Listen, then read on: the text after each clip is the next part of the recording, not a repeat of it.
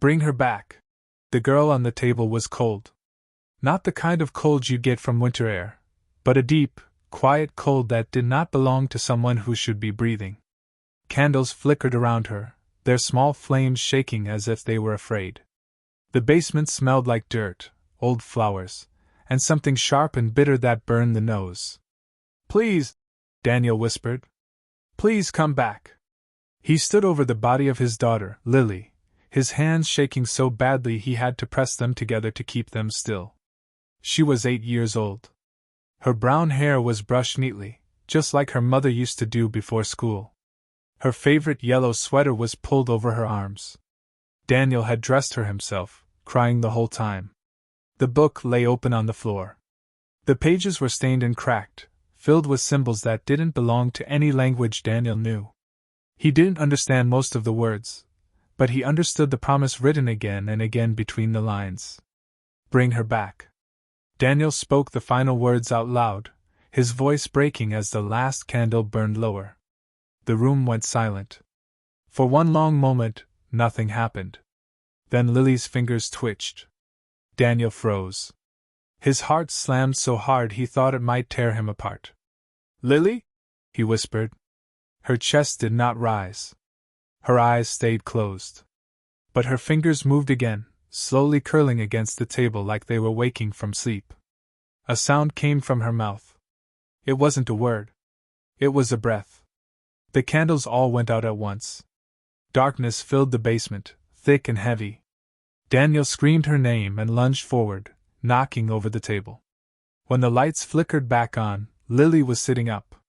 Her eyes were open. But they were not Lily's eyes anymore. They were too dark. Too still. And when she smiled, her mouth opened wider than it should have, stretching into something that made Daniel stumble backward in fear. Daddy, she said softly. The lights cut out again. And somewhere in the dark, something laughed. That was the moment Daniel realized he might have made a terrible mistake. But the story didn't begin in the basement. It began 6 months earlier, on a sunny afternoon that was supposed to be normal.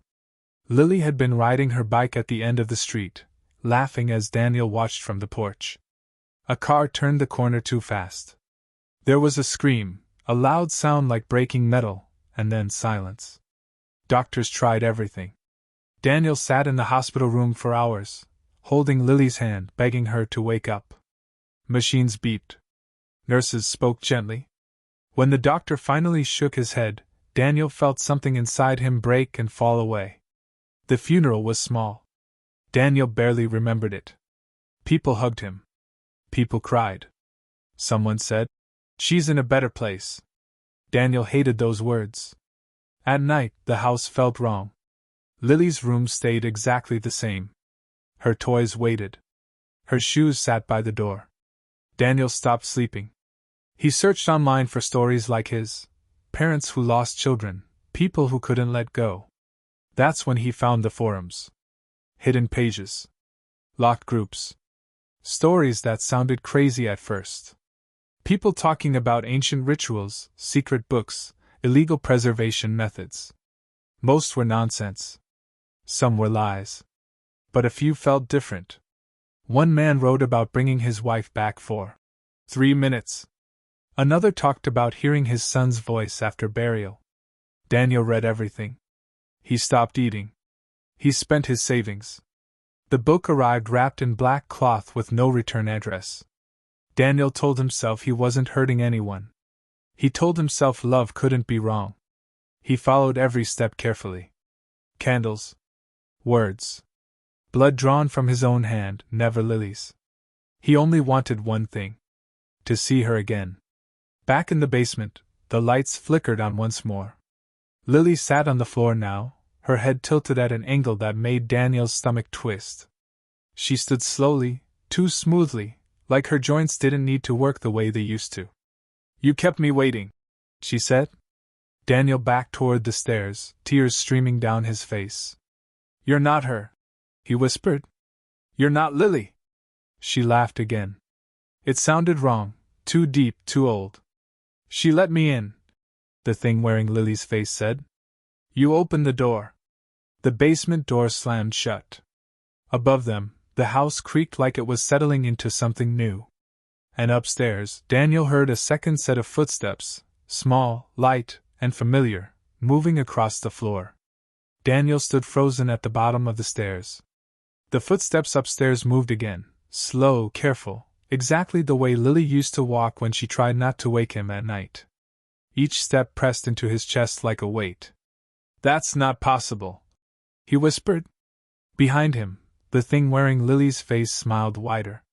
"She remembers the house," it said. "She remembers where she was loved." Daniel turned back to the basement. The room felt smaller now. The candles that had gone out were burning again, though he had not lit them.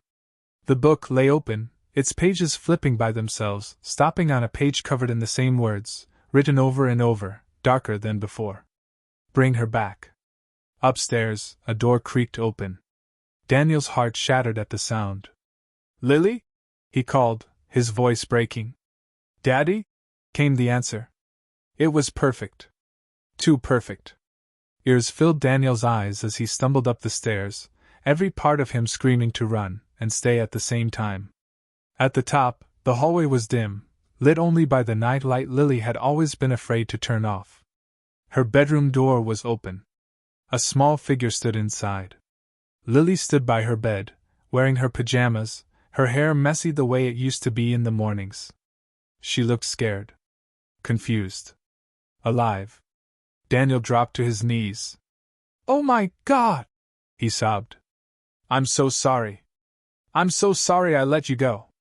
She stepped toward him, barefoot on the carpet. "I was cold," she said softly. "And then I heard you calling." Daniel wrapped his arms around her without thinking. She felt warm. Solid. Real. He laughed and cried at the same time, pressing his face into her hair. For one perfect moment, everything felt right. Then he noticed something. Lily wasn't breathing. He pulled back slowly. "Sweetheart, take a breath for me." She tilted her head. "I don't need to anymore." Behind her, the hallway darkened. The light flickered, and Daniel saw it then, another Lily, standing at the end of the hall. The same face. The same size. But this one did not blink. The thing from the basement stepped forward, peeling itself out of the shadows. Its voice echoed from both mouths at once. "There was only room for one," it said. "You had to choose." Daniel screamed. "Stop! Leave her alone!" The real Lily, the one in his arms, looked up at him, her eyes filling with tears. "Daddy, it hurts," she whispered. The book slammed shut downstairs. The house shook.